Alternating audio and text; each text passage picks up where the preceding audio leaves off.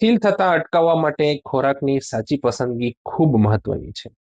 ખીલ સામાન્ય રીતે હોર્મોનમાં ફેરફાર, વધેલા ઓઇલ પ્રોડક્શન, પોર બ્લોકેજ અને ઇન્ફ્લામેશનના કારણે થાય છે.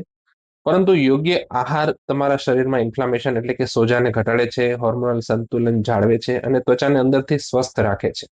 જ્યારે તમે શું ખાઓ છો તેને ધ્યાનમાં લો છો ત્યારે ખીલની તીવ્રતા ઘટાડવામાં અને નવા ખીલ થવાથી અટકાવવામાં મોટી મદદ મળે છે. હવે જાણીએ કે કયા ખોરાકથી ખીલ ઓછા થાય છે અને કયા ખોરાકથી ખીલ વધારે થાય છે. સૌપ્રથમ વાત કરીએ ગ્લાયસેમિક ફૂડની. જો બ્લડ શુગર ધીમે ધીમે વધારવાથી શરીરમાં હોર્મોનલ સ્ટેબિલિટી જળવાય તો ત્યારે જ્યારે બ્લડ શુગર ઝડપથી વધે છે ત્યારે શરીરમાં ઇન્સ્યુલિન વધતું જાય છે અને તે ઓઇલ ગ્લેન્ડ્સને વધુ સક્રિય કરી ત્વચા પર ખીલ વધારવામાં મહત્વની ભૂમિકા ભજવે છે. જુવાર, બાજરી, ઓટ્સ, બ્રાઉન રાઈસ, દાળ, ચણા અને રાજમા જેવી વસ્તુઓ ખીલ ઘટાડવામાં ખૂબ ફાયદાકારક છે.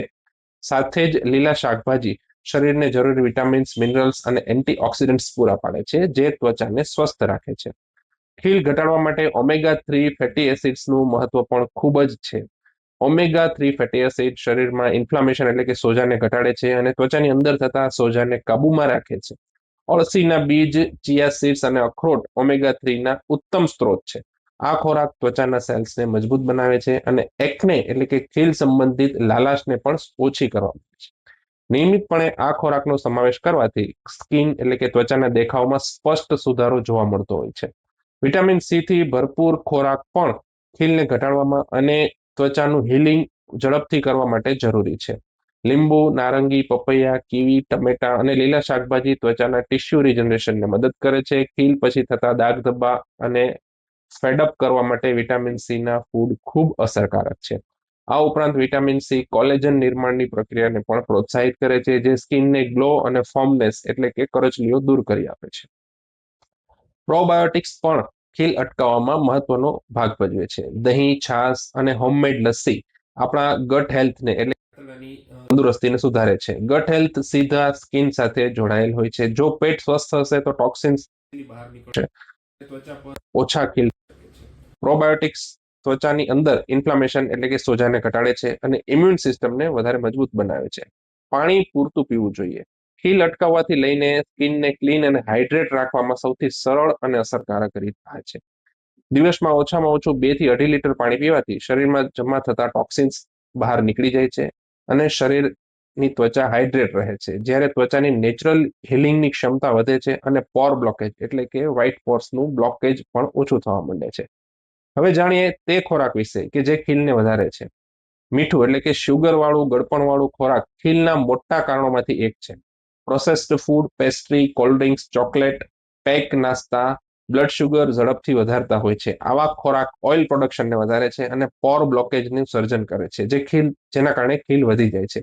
એ જ રીતે ફાસ્ટ ફૂડ અને તળેલા ખોરાકમાં ટ્રાન્સ ફેટ વધારે હોય છે, જે શરીરમાં ઇન્ફ્લામેશનને વધારે છે. ટ્રાઇગ્લિસરાઇડ યુક્ત વધારે ખોરાક લેવાથી શરીરમાં સોજો વધતો હોય છે.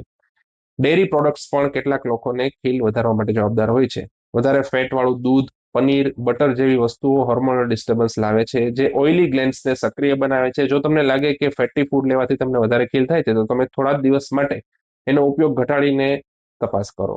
પરંતુ દહીં જેવા પ્રોબાયોટિક્સ વધારે સારી અસર આપતા હોય છે અને સામાન્ય રીતે ખીલ વધતા નથી. જીમ કરતા લોકો માટે ખાસ નોંધ. વે પ્રોટીન કેટલીક વ્યક્તિઓ હોર્મોનલ ઇમ્બેલેન્સને કારણસર ખીલમાં વે પ્રોટીન વધારે લેવાથી ખીલ થવાનું મુખ્ય કારણ બનતું હોય છે. જો તમે વે પ્રોટીન લેતા હોય અને ખીલ વધી રહ્યા હોય તો કેટલીક વખત એને થોડાક દિવસ બંધ કરી અને તપાસ કરવી ફાયદાકારક બની શકે છે. ખીલ ઓછા કરવા માટે દૈનિક રૂટીનનું પાલન પણ સરળ અને અસરકારક હોવું જોઈએ. સવારમાં ગરમ પાણી સાથે લીંબુથી દિવસની શરૂઆત કરો. બપોરે હાફ પ્લેટ સલાડ સાથે સંતુલિત ભોજન લો. સાંજે પપૈયા જેવા ફળો લો અને રાત્રે હળવું ભોજન કરો. શક્કરનું સેવન ઘટાડો, મતલબ કે શુગર વાળો ખોરાક ઓછો લો. મોબાઈલ સ્ક્રીન સાફ રાખો અને રાત્રે જમવાનું ટાળો. ઓશિકાનું કવર દર 2 દિવસે ચોખ્ખા ગરમ ખદખદતા પાણીમાં ધોઈ નાખો. આ રીતે તમારા ખોરાકમાં થોડું ધ્યાન રાખવાથી તમારા ચહેરાને નેચરલ રીતે સાફ, તેજસ્વી અને ખીલ મુક્ત રાખવામાં મદદ મળે છે. જો